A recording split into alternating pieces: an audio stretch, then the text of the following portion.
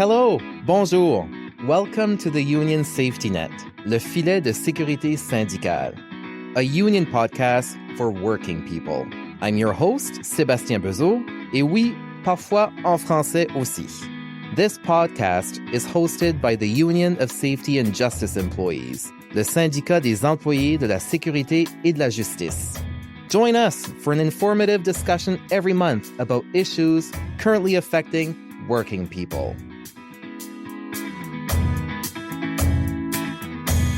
On this bilingual episode of the Union Safety Net, we are joined with members who were elected as bargaining team members of the Public Service Alliance of Canada and bargain with the employer, the Treasury Board of Canada.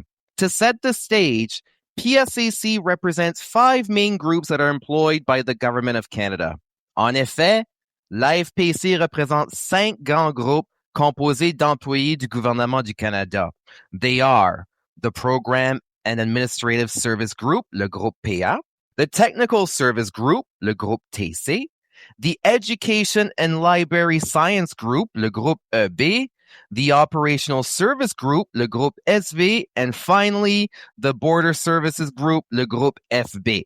Now, it's also important to note that PSAC represents other workers deals with agencies like the CRA, the Canada Revenue Agency, the Canada Food Inspection Agency, CSIS, NAVCAN, and so on and so forth. But on today's episode, we won't be speaking about those groups per se or about the FB group. Specifically for the FB group, PSAC has just recently taken the first steps to begin bargaining. And also, just so you know, their component union, the Customs and Immigration Union, also have their own podcast called The Union Frontier, so check it out. Alors, dans l'épisode d'aujourd'hui, nous ne parlerons pas du groupe FB puisque la FPC a récemment pris le premier pas vers la prochaine ronde de négociation.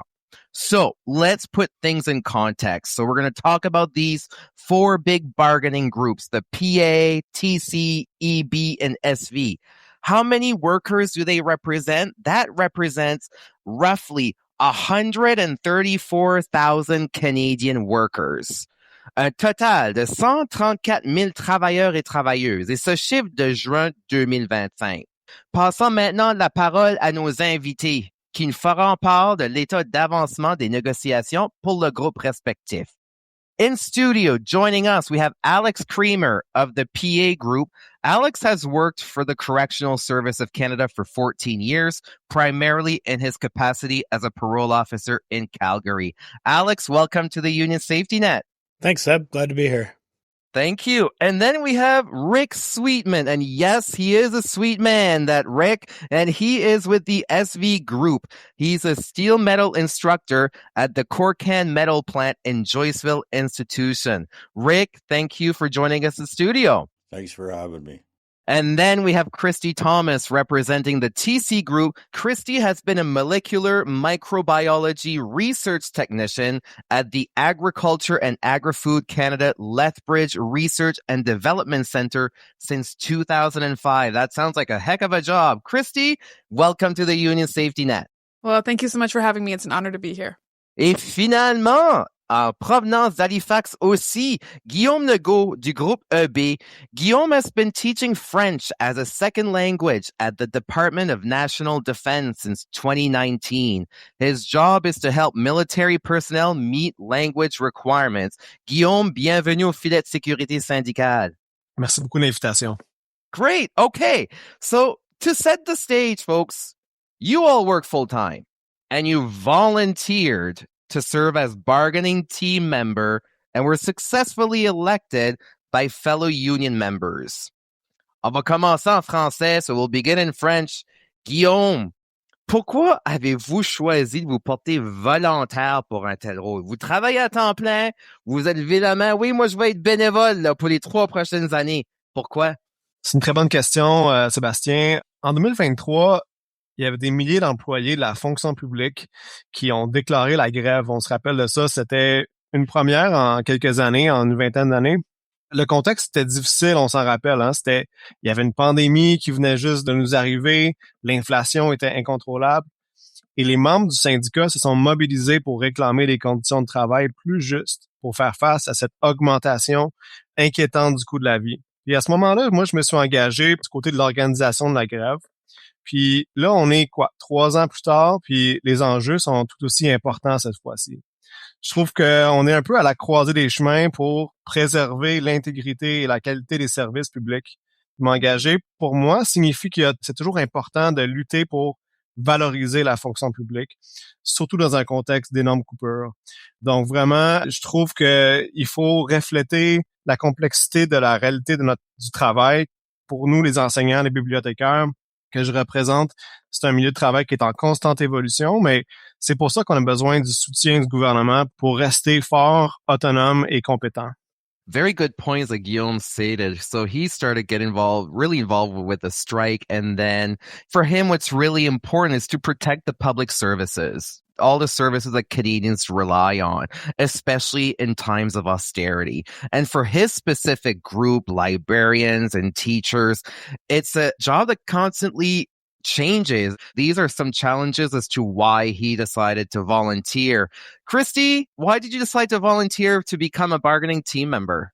Oh, well, I care deeply about the members and like Guillaume care about the public services that we provide. Our TC group is actually quite a diverse group of members. So our members represent folks that take care of scientific, technical inspection and enforcement. So these are wildlife officers, fishery officers, lab techs, grain inspectors, and aircraft maintenance engineers, just to name a few. And so it's really important, I think, to get their voices heard at the bargaining table. And I was honored to take on that role. Collective bargaining for me is at the heart of the labor movement. And I think it's a really important process. And like I said, I'm very excited to serve in this role.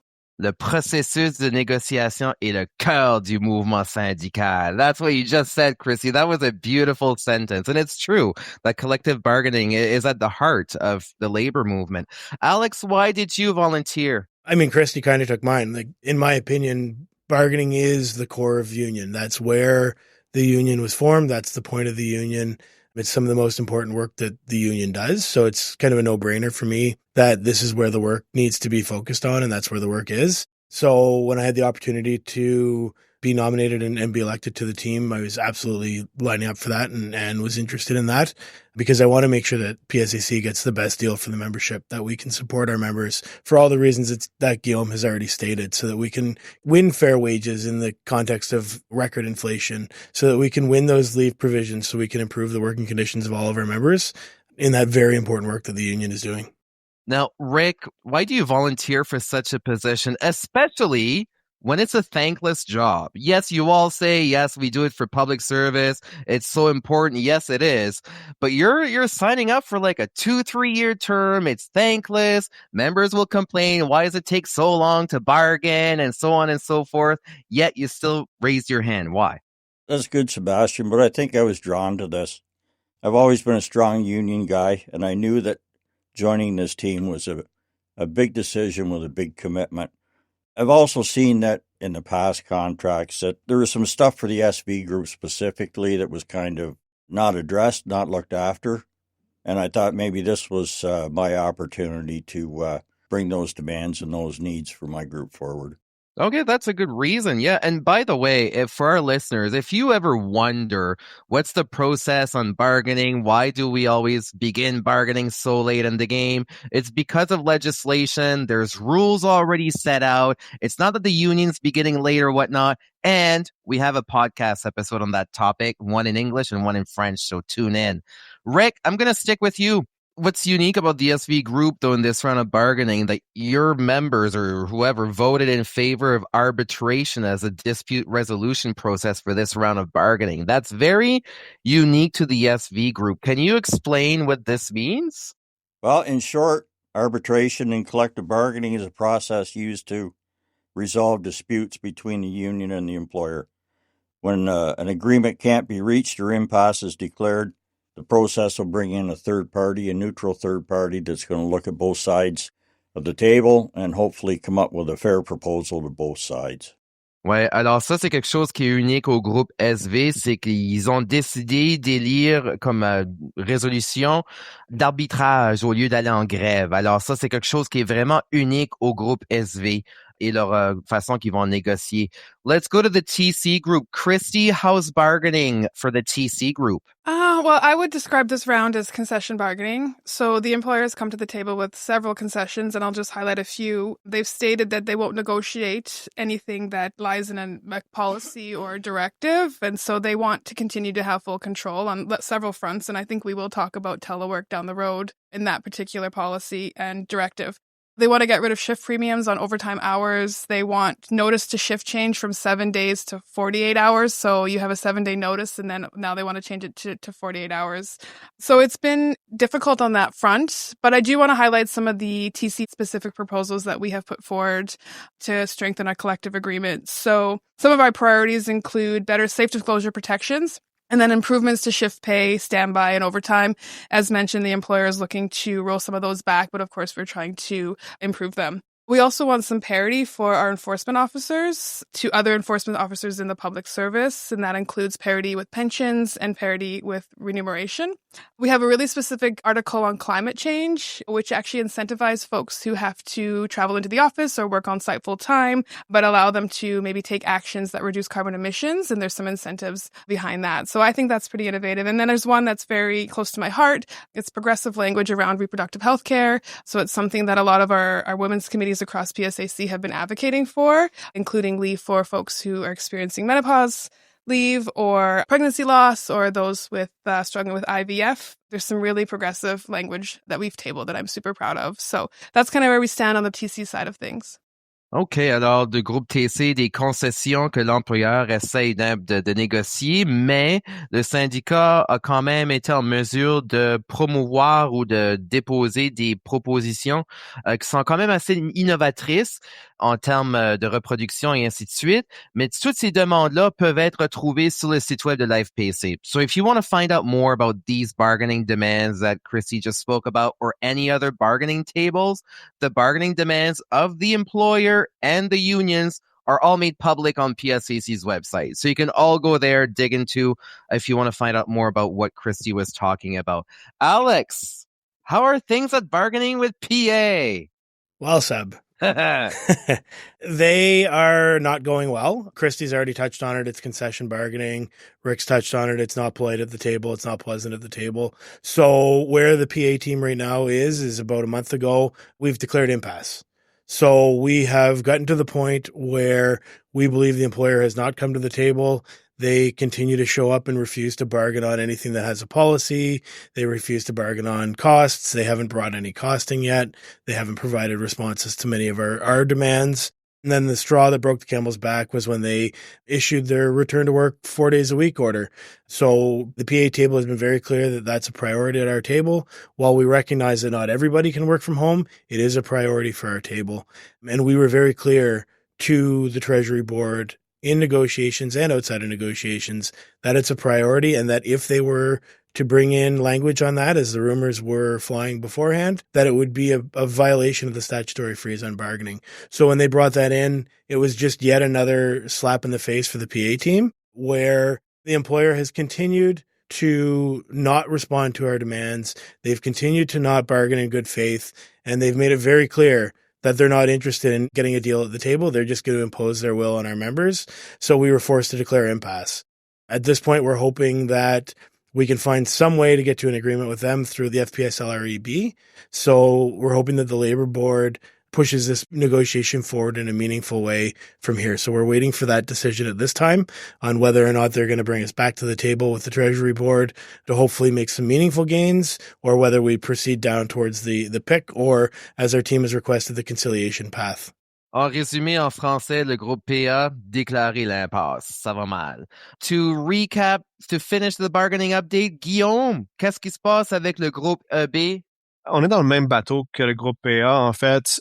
Je vais vous donner un petit portrait de pourquoi on est arrivé à la même conclusion. Puis vraiment, c'est la même chose que ce que les collègues disent et rapportent de ce qui se passe à leur table. Parce que moi, j'ai l'impression que depuis le début des négociations, la partie syndicale est vraiment la seule qui essaie de faire avancer les négociations. De l'autre côté, on dit que les décisions devraient être prises par l'employeur, qu'on devrait être là pour changer une virgule ou un mot ici et là, mais aucune discussion substantielle. Puis Pour moi, c'est vraiment inacceptable d'essayer d'enlever des conditions très importantes de la table ou des questions très importantes de la table dans un moment aussi crucial que celui-là où il y a des coupures vraiment draconiennes qui affectent le service public. Alors, c'est pour ça qu'on a décidé devant cette absence de bonne foi de l'employeur, de déclarer l'impasse. Okay, so basically the EB group also declared impasse, and similar sentiment that's been echoed around the table. Basically feels like only the union is showing up to bargain. The employer's showing up, but they're not really bargaining or making an effort to bargain. And even with all these cuts being announced, the employer just doesn't seem to be present at the table. So that seems to be the main reason why impasse is being declared. Okay, we can't talk about all the different issues being discussed at the bargaining table, but there's two of those that we need to focus on that we've all touched on. Two common bargaining issues that seem to be a source of contention are the Workforce Adjustment Appendix and remote work. Let's begin with the Workforce Adjustment Appendix, also known as the WFA. The WFA is the most important job protection agreement PSAC has negotiated. I'll repeat it. The WFA is the most important job protection agreement PSAC has negotiated with the federal government. What's the issue at the bargaining table around WFA? How about we begin with Alex, then we'll go to Christy, we'll go to Rick, and then Guillaume. In short, the biggest issue is that the government wants to take it out of the collective agreement. So 13,000 members have received letters since the start of the comprehensive expenditure review, and more are coming. We know the government has said they want to cut 30,000 jobs, and at the same time, they're trying to cut all of our protections. They're trying to remove that appendix from the agreement, which is just appalling behavior from their perspective. On the other hand, we're trying to negotiate improvements to that agreement. As it currently stands, the selection of employees process is very vague and allows for any kind of abuse or management control, management manipulation through the development of those processes. We're trying to put in a meaningful measure, prioritizing seniority to at least make an objective measure for our members in that process. If they remove that clause from, or that appendix from our collective agreement, then we fall back as members, we would fall back on the National Joint Council. The problem with the National Joint Council WFA appendix is that it's negotiated by all the unions that work in the public service, so our voice is diluted. We don't have the power to strike there to make big gains. If you look at the history of the NJC and the WFA provisions in the collective agreements, the PSAC tables is where most of those big gains were made first, and they followed through to the NJC. So if we remove that from the collective agreement, our ability to improve that appendix goes away. So it's absolutely appalling that the government wants to remove our provisions, remove our support, remove our protections at this point in such a dire time for public service members who are facing cuts. I'm going to switch to Guillaume, and then if Christy and Rick, if you want to add, you can, just because of Alex's answer. I'm not sure if there's anything else you can add. You can plug the terms. I left terms for you. Guillaume, comme qu'on a mentionné, le réaménagement des effectifs, c'est une protection que les membres ont, qui a été négociée par le syndicat, par la FPC. Alors, pourquoi est-ce que l'employeur tente de se débarrasser de cet article qui fait partie de la convention collective, de cet appendice-là? Ben, c'est vraiment une tactique. Quand on voit que le gouvernement essaie d'employer des tactiques pour, en fait, s'en prendre aux protections qu'on a négociées de bonne foi avec l'employeur. Et puis, c'est un gain majeur, comme tu l'as mentionné, vraiment important de protéger nos membres dans ces moments-là. Puis, tu sais, quand on a un lien, une convention collective, c'est comme un contrat de travail. Tu peux y accéder plus facilement. C'est pas comme une instance où est-ce qu'on voit des gens qui sont peut-être autour de la table, mais qui sont pas forcément notre voix. Dans ce cas-ci, on a négocié le réaménagement des effectifs et puis l'employeur essaie d'enlever cette disposition de notre contrat. Puis vraiment, c'est pas le moment de faire ça. C'est le moment de se lever puis de refuser cette tactique que je trouve vraiment déplorable en ce moment. Christy or Rick, is there anything else you wanted to add about the WFA appendix and why the government is trying to bargain it out of the collective agreement? Well, I think Alex summarized it really well. The only piece I want to add is, so the WFA appendix actually affects all of our members regardless of the table we're at. So I think it's something really important to mention that we need to make sure we hold on to this article. And I think as a table, as a team, like 4 tables wide, we can rally around that and make sure that our members know the importance of keeping that article in our collective agreement as per Alex has described, the importance of keeping it there. It's always great to follow you two. But the only thing I can add to that is that this is a very important negotiated piece that affects everybody. And with the Treasury Board or the employer trying to take this piece away from 130,000 members, it's another slap to the union that really... And we have to remember that public services we rely on them every day. Now, for WFA, just so you know, we do have a bilingual episode on that as well on our podcast. So if you want to learn more about the workforce appendix, we have a podcast episode on that. Let's switch to remote work, the last topic we're going to cover. Let's open that can of worms. Who wants to take that one first? Alex, of course, we're going to start with you. I think Rick wants to go first, right? It's been identified as a key issue for the PA group, really. I'd like to hear your thoughts on the employer making changes to the employment condition during negotiations. What's at stake here? Yeah, so I touched on it before, but it's absolutely appalling behavior. The employer changing things in the middle of the statutory freeze is majorly problematic. It just shows how the employer currently believes that they have unilateral control over our working conditions. We were very clear at the table. We were very clear away from the table that this is a violation of the statutory freeze. It's a violation of our bargaining rights. They're infringing on the rights of every member in the union, regardless of whether or not you can work from home. This is a very clear violation of the rights of bargaining. They can change any policy that is in place at this point. The government believes they can change those policies at any time. So it doesn't matter if it's remote work. It doesn't matter if it's WFA. It doesn't matter if it's, medical appointment leave, whatever. We all use policies in our day-to-day lives, in our workplace. And the employer has shown through this change and the changes they've made before that they believe they control those conditions without talking to the union, without consulting, and without bargaining it appropriately. Is the first answer. It's important to everybody. Even if you can't work from home, this change signifies that level of control. The people that I've talked to, the local executives that I've talked to and that I'm involved with are all facing those same issues, even at the local level. That control, that disrespect has trickled from the Treasury Board level through to the component national levels, all the way down to the local level, as our local executives are trying to work with management on all labor management issues, is we can't get stuff through. We can't get meaningful conversations to happen. So there's big impacts and big signaling for where the government currently is, and we need to take back that power to have that control. Well, okay, Christy, I'm going to poke you then. I mean, the pandemic is over, right? We have empty office buildings downtown Ottawa. Businesses are struggling. We can't, because there's not that many public service workers downtown in the core anymore. So isn't it time for people to get back to the office? Well, that's a very loaded question. And no.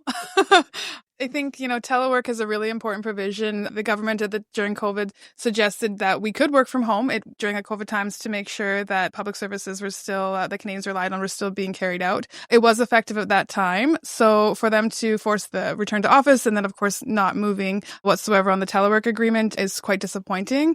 I mean, I'm not sure the political rationale behind that, and I don't know if I should comment on the podcast, but it is a challenge to see the benefits of why everyone is being called back to the office. I do want to say, though, the Treasury Board, in terms of the directive idea, the Treasury Board is saying that they won't bargain anything that isn't a directive, right? And we all know it's important to get into the collective agreement so that we can enshrine it and then work to improve it over rounds and rounds of bargaining. Of course, if it's in a directive, it can be changed arbitrarily at any time, as we see just most recently. But I do want to point out that the Labour Board did rule that the Library of Parliament could actually negotiate telework. So for the employer to say that they can't or they won't be negotiating telework because it's, in a directive, that actually has been ruled as being a negotiable item. And so I think that we should get back to the table and make sure that we are negotiating telework in a meaningful way. Guillaume, le travail à distance, est-ce que ça impacte les membres de votre groupe? Certains d'entre eux, oui. Puis, en réalité, c'est là où est-ce qu'il faut démontrer la solidarité. Par exemple, certains enseignants ne sont pas nécessairement directement dans un milieu où ils font du télétravail. Par contre, on en a des membres qui font du télétravail. Par exemple, les bibliothécaires. Et puis, on nous a dit que pour eux, de travailler dans des espaces qui sont déjà réduits, qui sont déjà inadéquats dans certains milieux de travail, plusieurs milieux de travail, ça allait faire passer de 3 jours à 4 jours. Ce mandat-là allait en réalité faire passer une situation difficile à un cauchemar. vraiment de planification, d'organisation, et une espèce de compétition qui est vraiment inutile pour d'espace. Alors vraiment, je suis d'accord avec mes collègues, c'est une manœuvre que je trouve tout à fait inacceptable en ce moment. Yeah, it's a good point also that he raises. It's not because that you can't do remote work that you should not support it. Like Rick, he's with the SV group. He's a sheet metal instructor at Corcan.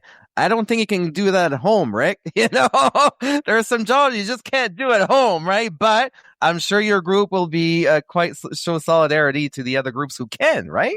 Absolutely. Being the SV group, it's like you say, it's a little hard to fix something to make things work from home, but we know it works, right? And we are a team. And I know that the SV group will stand behind the other teams with this 100%. I think it's important for us all to recognize, I mean, it's not lost on the PA team that it can be a divisive issue. There's many members that can't work from home as often as they would like to, or at all. But I think it's about that collective gain and supporting all the issues and supporting all of our members. There's, for all the clauses that I do benefit from in my collective agreement, there's just as many clauses that I don't take use of, right? But those benefit somebody else, and I'm willing to fight for all of those. And I think all of our members just need to keep that in mind, that you don't use all the clauses in the collective agreement, but somebody uses each one. So it's important to remember. Well said, that. for sure. That is very well said, yeah. Now, Christy, how can members demonstrate their support to their bargaining team? And does it really make a difference? Oh, for sure. It 100% makes a difference. So, we've been invited out to some town halls and to some AGMs, and we're hearing from members. Members are mad. There's a complete disrespect across the board beyond the bargaining table with the WFA, the return to office, and of course the disrespect we're getting with literally no bargaining at the bargaining table. So the best thing you can do as a member is you could stay informed. After we meet, we send out an update with the kind of the progress we made and maybe the progress we didn't make. So make sure you're signed up for those. Invite a bargaining team member to your AGM or any meeting, really. We can join virtually. We can come visit and talk to your members. Take small actions. Put your virtual background up. Take a picture, a group picture with I support our bargaining team. I always joke or always suggest, a cake. I've done so many cakes in my office that say I support my bargaining team. Take some photos. Everyone comes down for cake and some connection to make sure we're just constantly chatting about it and hearing about it in the workplace. It goes a long way to support us as members. We're actually meeting with the employer tomorrow, and we've printed out posters with all of the folks that have taken pictures with I support my bargaining team placards. And we're really excited to show that to the employer and just let the employer know that folks across the country are paying attention and they're behind us in these talks. Oh, it's nice to see that, you print those so you can show it to the employer. So it really has a real impact. Guillaume, comment est-ce que les membres peuvent démontrer leur appui envers les équipes de négo? Et est-ce que ça fait vraiment une différence à la fin de la journée? Ouais, je suis tout à fait d'accord avec ce que Christy vient de mentionner, puis ça peut être de toutes sortes de manières. La créativité dont elle a fait preuve aussi, c'est vraiment bien parce que la mobilisation puis la solidarité, c'est ce qui va faire en sorte qu'on peut remporter cette ronde-là. On peut faire des gains significatifs, puis on peut le faire grâce à la mobilisation. Donc, c'est pour ça que les membres doivent effectivement afficher leur couleur, afficher leur soutien aux membres de négociation. Et juste un petit geste, moi j'ai eu quelques membres qui m'ont remercié personnellement, qui ont pris le temps de me remercier de mon implication, puis ça fait toute la différence. C'est vraiment un geste que j'apprécie énormément. Donc, ça peut être des gestes aussi petits ou aussi grands qu'il faut pour démontrer la solidarité. Yeah, that's a good way to sum it up. In his view, the mobilization and solidarity will become a pact that will lead the members to success with collective bargaining. And like he says, even just like a small gesture of just thanking the member of the bargaining team, it really goes a long way. Any final words for our listeners? I mean, I think more on what to do. Like Christy talked about, you can have those conversations at work, talk to your members, talk to your colleagues, reach out to the RO, get people out. Call your regional office to invite a bargaining team member out. We're all willing to come talk more bargaining. We live bargaining, but we're happy to talk about it more. But also the employer's cutting us with 1,000 cuts, and they're hoping that the members stay silent. They're hoping that members are afraid of return to office, or they're afraid of WFA, or they're afraid of, low wages, and they're just hoping to keep their jobs. So the members aren't willing to speak up, and they're hoping that we're just silent and go away. Now's the time to be loud. Now's the time to take action. Now's the time to push forward. So take those actions. Make sure that you're changing your background, printing those posters, having those conversations. If we just stay silent and go away, we're not going to make the gains we need to make. So more cake at work. More cake at work. Hey, food always brings people. Food always works. Le manger, ça fonctionne tout le temps. Rick, Any Sweetman words for the end? Well, with a name like Sweetman, I do like cake. So I guess the final point I would have was that you all have a voice, right? So don't be shy. If you got something to say, use your voice. Talk to your bargaining team members. We're all proud of what we do. Come up and talk to us. Say, hey, what's going on at the table? What can we do to help? We had a town hall meeting, and a young girl and her boyfriend come up and talked to me and said, we're just new to the federal public service, but we want to help. What can we do? And just stuff like that just energizes all the teams. So the last thing I would say is that just talk to your bargaining team members. Yeah, that's a great story. Like, we're in unprecedented times in the country. I mean, look at how many strikes have happened in the last year, 2 years, 3 years. We recognize that, or PSAC recognizes that we're coming off the 2023 strike. We recognize members are tired. We recognize that members, there were hiccups in that strike, and members, might be leery again. But if we roll over and take it, we're not going to make anything. Our only power as a union is that collective strength, and that at the end of the day, the collective willingness to strike. But it's that collective power is what we need. The employer has all the policies. The employer has all the laws. We just have to band together to make it work and to fight. And if we don't fight now, we're going to have to accept the crap they're going to throw at us at the table. That's not going to happen. Alex, Rick, Christian, Guillaume, thank you so much, one, for volunteering to serve as bargaining team member, and congratulations on getting elected. But secondly, thank you for making the time out of your busy schedule to come in the studio or joining us virtually to share with your members what's happening at the bargaining table. I'm sure we'll be chatting again, maybe next year or so. But in the meantime, take care and take care of one another. Merci. Thank you for joining me for this episode of the Union Safety Net, le filet de sécurité syndicale, a union podcast created by USJE for working people. If you have any feedback on today's episode or would like to suggest a topic you want us to cover, please reach out on social media platforms. We love to hear from our listeners. I'm your host, Sébastien Bezeau, and I hope you'll join us next month for another episode of the Union Safety Net, le filet de sécurité syndicale.